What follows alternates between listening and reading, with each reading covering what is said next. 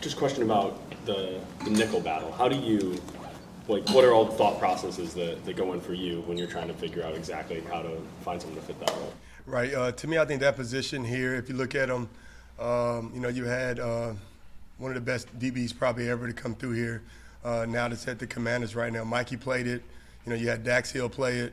You had Rod Moore play it. Really, it's like probably one of the best DBs on the field, right? So I think that's kind of an older position for a guy, right? Like he's been in the program. He knows the system. He knows the scheme. He can run. He can cover. He can tackle. He can blitz. It's a unique position, right? I think it's really hard to go out and recruit a guy for that sometimes because usually it's just a guy that has a lot of fight, really aggressive and all that. So to me, I think in camp it's all about development, right? Just development you over here. And I feel like you just try to develop guys as much as you can. So, we've been playing probably 6 or 7 guys in there. Of course, probably in about a week and a half, we'll cut that down to about 3 or 4. But right now, we're just trying to get a lot of different guys in that role. The season last year, able to move Zeke from nickel to play outside. What happens if you lose 2 corners or you lose 2 safeties? What are you going to do? So I think that's the beauty of training camp, right? There's no scoreboard right now that you can kind of move guys around and kind of see what guys can do there. And then how are you going to call it, right? You would call the game a little bit different if Makari Page, which had a good game the other day when I was watching it, him playing nickel versus Mikey or Rod playing nickel, right? You go call the game a little bit different. So we're just trying to see what kid can do the whole package, what kid would we have a certain game plan for them if they play nickel or not. That's just kind of how it is, right? Is this a little too soon still for a front runner? Yeah, I just think I would probably say it is. I say some of the guys that probably worked a lot with the one group would be Suge, would be TJ, would be Mason Curtis, would be Zeke. That's probably all the guys that have you seen already played. Then we have some younger guys that are also getting a lot of reps there as well. Like Jeremiah Lowe, Tevis. I mentioned TJ Metcalf already. So we're just trying to get a lot of the guys there each class. I have a senior, junior, sophomores, just anybody that has that skill set. There's some guys we're not playing there, just allowing those guys to just focus on one position because you don't want to cloud them because you got to be half safety, half corner. Yes, sir. Dennis, TJ Guy last week, he pointed to Jaire Hill as having a standout camp, and Ron Bellamy just said he's balling. How do you see his development and where he's at? Yeah, I think Suge to me is a unique kid. I think he's loaded with talent. And I think you take a kid like that's super talented and maybe played high school running back, ran track, and then you get him and tell him he's a DB. It takes him a little bit of time to develop. I think his first year he redshirts, and then last year he's playing on the other side of Will Johnson, which I still argue is one of the best corners in the country when he was here, right? So there's a lot of added pressure. I think now he kind of saw how Will did that. And now I think he's kind of, allowing that to improve his game, understanding the pressure is going to be on with him. People are going to know what he does. They're going to watch his tape. His errors that he does in games is going to show up. I just think he's mature. His family's done a great job. I think Tress and the strength staff has done a good job of challenging him, putting him in groups in the weight room to push himself. So I just think he's still a good kid. He's still silly at times, but I think he knows when to turn on the switch and turn off the switch. I saw him out there a second ago and asked him, did he have media today? And he was like, no, not today. He's just a kid, man. He's just nervous. He don't want to talk in front of the camera. He's just a young kid that is super talented. I think he can have a really good season if he can stay focused. in the back right there, Zach. LaMar, you talk about kind of moving people around still. At what point do you feel like you want to have players playing one specific position, or do you want to kind of keep that fluidity between everybody? Well, I think you have to give kids opportunities to play, right? You recruit these kids, high-end kids as freshmen, and then you have a really good kid, a group of guys that's already been here. I think it's hard to tell a kid that when you recruit him, you're going to give him a chance to play, and then when he gets here, you don't ever give him a chance to move him around. So I just think that's kind of where I try to do it. I think you have, front runners of guys that you already seen play last year, but you can kind of predict a depth chart. But then I also think there's some guys that have surprised you that are young players, that have got here in the spring or got here right now and are learning the package. I always talk about this as kids develop at their pace, not our pace, and kids are going to get ready when they're ready. We just can't play them a play before they're ready. That's kind of my motto. So if a kid's ready to play 12 plays a game, I want it to be the best 12 plays he ever played. So, but I do think once you get the game week, once the kids get in a routine, I think right now they're pro athletes and understanding it's just all ball right now. But pretty soon it's not, right? It's going to be school. Kids are going to start getting nervous. I always see it every time you get close to game day. You'll have one of these young kids, and they'll just be busting coverages. So you know right now the guy's a little nervous. So you either got to get them cut up to speed or figure out there's somebody else that's not as nervous as the kid, because it's a lot of pressure. You go into high school, you're playing in front of 5,000 to 10,000. You get out there, it's going to be 100,000+ every game, screaming. You ain't going to be able to hear a coach on the sideline. It's a different atmosphere. You can't really get that at practice. Does that make sense? So, but we try to be hard as heck on those kids at practice. I'm pretty tough at practice, but on game day, I'm not, right? I'm kind of a cheerleader on game day. Correct the issues, try to get them better. If they mess up, is it something that we can fix and keep them going? All the yelling and screaming and cussing on game day, I think it's kind of overrated on game day. At practice, maybe not so much, but on game day, I think you got to get the kids refocused, man. You can't lose a kid because you're screaming and yelling at them. That's just not my style. I've never been that way. In the back right, Charles.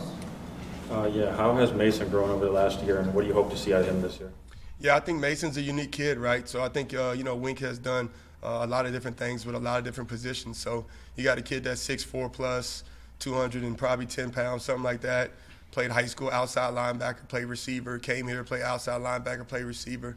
So there's still some stuff in his game that he has to get better at, and I think he attacks it. He's so smart. His mom, his family has done a great job with the kid. He's always studying.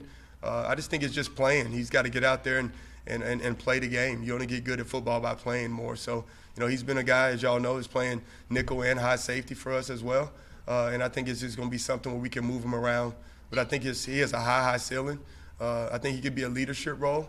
But I think it's hard for guys to be a leader until they actually, in their mind, players think you can't be a leader until you make plays. But I think it's a little bit different. Does that make sense? So you got a guy last year, Rod Moore, that never played, but he still was a leader. And I just think some young players don't realize that. They take leadership of the best players. Sometimes it's like that, but sometimes it's not. But I'm excited for Mason. I think, like I told y'all maybe, like 9 months ago, that he was going to be a guy at the end of the season that was going to play really good ball, and he has. I think he continue to get better. On the left, Clayton. When all the other guys talked about TJ Metcalf, they mentioned just the way he came in and worked and how mature he is. What are your expectations for him, and how have you seen that maturity level help your group out? Yeah, TJ Metcalf is a unique kid, and his brother. What I liked about him when we recruited him, he has a little sister that was here, and she was goofy around, and when he got on the visit, and he just like so caring towards his little sister, him and his brother. So when you see a kid like that, she's not listening. Parents are getting aggravated because you're in a meeting with a coach, and he just takes her to the side, calms her down. And I think that's kind of how he is as a player. He is level-headed and he's calm. He plays with aggression when he needs to. But I think that's something with his parents that they just done a great job with the kid, and he's mature. He came here because he wanted to be a part of a championship culture. So he came here saying that he has to prove himself every day. And I think that's what he's been trying to do. I don't think he tries to step on anyone's toes, but I think he has a mission that he wants to be one of the greats that played here. And there's a lot of greats that have. This place is with tradition, whether it's me here or anybody's here as secondary coaches. This is a really good player. So I just think he wants to be a leader. I think he asks tons of questions. He's always asking Rod questions about what does he see this, all the guys. I just think he's just wired the right way. Will's a little different because he started here, but that kind of makeup would just want to work really hard to prove everybody that gave him an opportunity right. I think that's kind of his mantra. So he should have a really good season, playing nickel, playing high safety. He's versatile. He's a good young player. I'm excited about him. Stay on the left there, Isaiah. Considering your group goes up against the wideouts, are there any wideouts that have kind of surprised you so far in fall camp? And just how's the complexion of the room? How does it look different compared to this time last year? Yeah, I think people get hired to write stories, right? So not on that part, but when you look at a receiver core, besides maybe one or two guys, it's really the same core. But I think the quarterback play has been better, right? So I think these guys are getting open. I think the ball's in the right spots. I think we have done a good job. I think McCulley's done a great job on the outside. He's a big, strong receiver. I think he could be a really good force here, but he's still learning the position, right? He's a high school quarterback, college quarterback, and he's playing receiver now. So, of course, Bellamy has to coach him up on some things. But you talk about effort and competitor, I think he's done a great job. Samaj in the slot, he's really good. You know, you're playing man in a slot against Samaj. He's quick, he's strong, he's confident. I think that's been awesome. You know, Fred Moore on the outside, he has speed. And then, you know, there's Channing, Mr. Reliable. He's going to be right wherever he needs to be, play multiple spots. And then we got young receivers that haven't played as much that people don't know about. You know, Marsh and Jamar and all those guys. I think the room, Simp, that just got here, I think that room is loaded with talent. And I think they're hungry to prove, you know, that they belong and everything they can do. And Coach Bellamy's the guy to do that, man. You know, as y'all know, Coach Bellamy's fiery. He's a good teacher. He takes time with them. He's coached DBs here. He coached receivers here. He played DB here. He played receiver here, right? So I just think he's a teacher, and I think that's what that room needs. I think they're doing a great job. Quarterback's been putting the ball where it needs to be. It's tough, man. You're talking about there's some throws, you in perfect position, and the ball's on the ticks, and you're playing press man, and the guy throws the ball right on the money. So it's just hard to defend. They're making us defend the whole field, which I think that's what you want. He's making us better. Going into the season, we should be better in the passing game for sure, offense and defense, with what we're going against every day. And then the tight ends, I know y'all know, I mean, Colson's is one of a generation, but Marlon Klein, Hoffman, you know, Brady, all those guys, they've done a great job. But I think we're a lot better. I think y'all be excited. I know y'all study it, you know, so I think y'all be really excited about what we put out there this year. Stand to the left, Ryan. How much do you think your Texas roots have contributed to more recruiting success for Michigan in the state? Yeah, you know, I think we recruit high-end guys here, man. I think if you're a DB coach here, I mean, I'm not saying it's a given, but you should recruit really good players. And I think at the second piece of it, you're going to take a couple of kids that you just feel really strong about. They might not be ranked as high, and they're just going to end up being really good players. You know, like Mikey, as y'all seen, you know, everybody claims he was, you know, how he is now, but, you know, he's a low-ranked guy coming out. Josiah, G5 kid, just different things. I look at it as more like the kids kind of recruit Michigan, and then I think we have to do a really good job of that. You know, I think I can recruit anywhere. And I just think, you know, when kids commit other places, I mean, I'm happy for them. It just wasn't right. You know, I think the worst ones is the guys that you get here that can't play, not the ones that don't choose here. So I just think just probably, you know, way I raised, I just try to recruit and try to be honest with them and tell them the opportunities that they got to play here, you know, what we stand for, being smart, disciplined, blue-collar program, understanding that you're going to be the talk of the town. When you come to a place like Michigan, you walk into the store, and you eating somewhere, they're going to know who you are. Do you want to be around that environment? Some kids do, some kids don't. But I think it also is good when you have recruited certain areas. I think coaches know that you're going to take care of their kids when they get up here.